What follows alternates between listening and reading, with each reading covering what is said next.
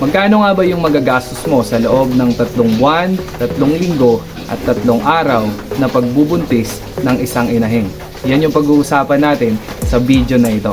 Tara, simulan na natin. Have a blessed day mga kapatid. God is good all the time and all the time God is good. Ngayong araw ay pag-uusapan natin kung magkano nga ba yung magagastos mo sa loob ng 114 days na pagbubuntis ng ating mga inahin. At para mas maging mabilis yung usapan natin, gumawa ulit ako ng listahan. Okay, eto na mga kapatid.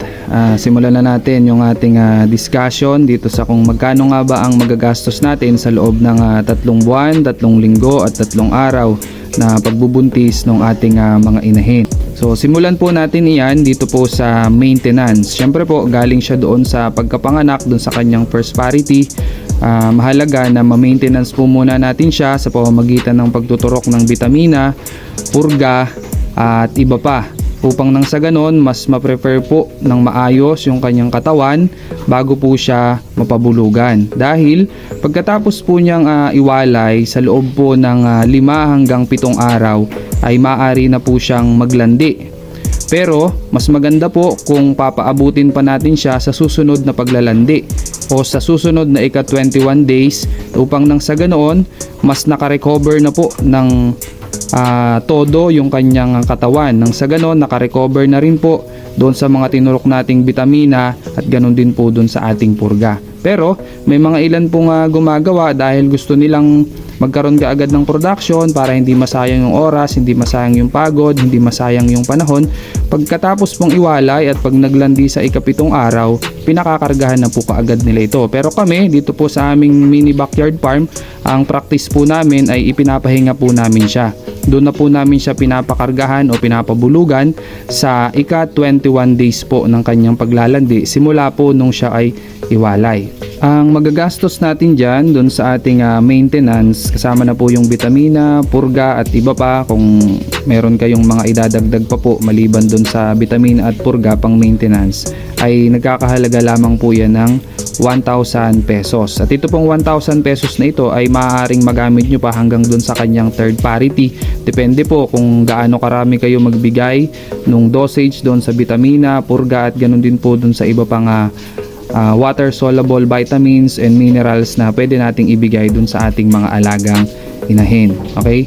Ito naman po tayo sa bulog or AI. Nagkakahalaga po ito ng 1,500.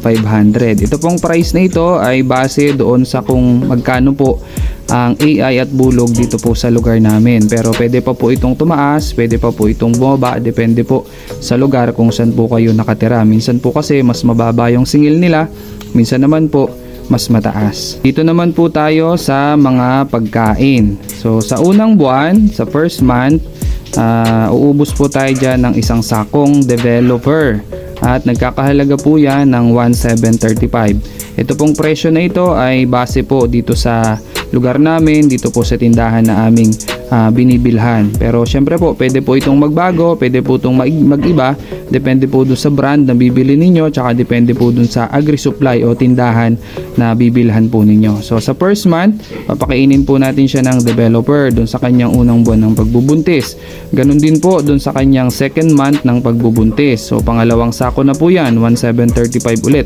At ganun din po hanggang dun sa kanyang third month. Up to 100 days ay developer po ang ating ipapakain at nagkakahalaga po yan ng 1,735. Pero pagpasok po niya ng 101 days up to 114 or 116, pag minsan po kasi hindi naman sumasakto ng 114, lumalampas po yan, nagiging 116 yung panganganak po ng ating mga inahin, ay papakainin na po natin siya ng milk maker sa mga panahon po na ito. 101 days hanggang 114 or 116 hanggang dun sa time na makapanganak po siya.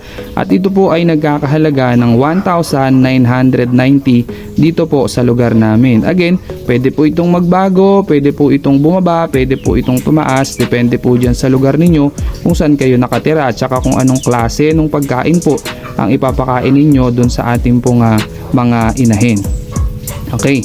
Naglagay din po ako dito ng 1 week bago manganak, kailangang purgahin. Mahalaga po ito para nang sa ganoon nakaprepare na po kaagad yung ating breeder and then yung ating mga piglets para po doon sa deworming. Pero hindi ko na po ito nilagyan ng price dahil sabi ko nga po kanina, yung nagamit po nating presyo dito sa may taas ay pwede pa nating magamit hanggang dito or maybe hanggang doon po sa third parity niya.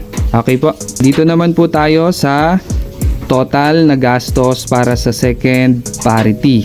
So lahat po ito simula po dun sa maintenance, bulog at mga pagkain hanggang sa makapanganak na po siya ay nagkakahalaga lamang ito ng 9,695. Again, pwede po itong magbago, pwede po itong tumaas pa, pwede po itong bumaba pa. Depende po kung paano natin mini-maintenance, paano po natin pinapakain yung ating pong mga alaga. Kung gaano karami natin sila binibigyan ng pagkain, kung gaano natin sila karami binibigyan ng bitamina at kung gaano kaunti natin sila binibigyan ng pagkain at ganoon din naman po doon sa ating bitamina. At kung ano po yung strategy ng ating pong pag-aalaga. Okay? Pwede pa po itong magkaroon ng adjustment. So yun po mga kapatid, kung meron kayong napansin na hindi ko po naisama at hindi ko po nailagay dun sa ginawa kong listahan, huwag po kayong mahiya na maglagay dun sa ating comment section dyan sa may gawing ibaba. Nang sa ganon, matulungan po natin yung ating mga kapwa magbababoy at yung mga nagnanais pa lamang po magsimula pagdating po sa larangan ng pagbababuyan. Okay? Samantalahin ko na din po yung pagkakataon na pasalamatan si Sir Jeffrey Sales. Siya po yung nag-request nitong content video po na ito. Shoutout po sa iyo, Sir. God bless. Pagpalain po kayo ng ating Panginoon. Siyempre sa lahat po ng ating mga subscribers, simula po nung simula hanggang ngayon, salamat po sa inyong pagsuporta, salamat po sa inyong panonood, salamat po sa pagtangkilik sa aming mga video sa channel po na ito. God bless at pagpalain po kayo ng ating Panginoon. Stay tuned mga kapatid para doon sa mga next upload video natin. At syempre bago matapos ang video na ito, huwag mong kalimutang mag-like, huwag mong kalimutang mag-subscribe para nang sa ganon maging updated ka doon sa mga susunod na upload pa namin. At huwag mong kalimutang i-click yung mga video na lalabas dyan sa may gilid ng screen mo. So yun lang muna para ngayong araw. God bless, happy farming, see you next time.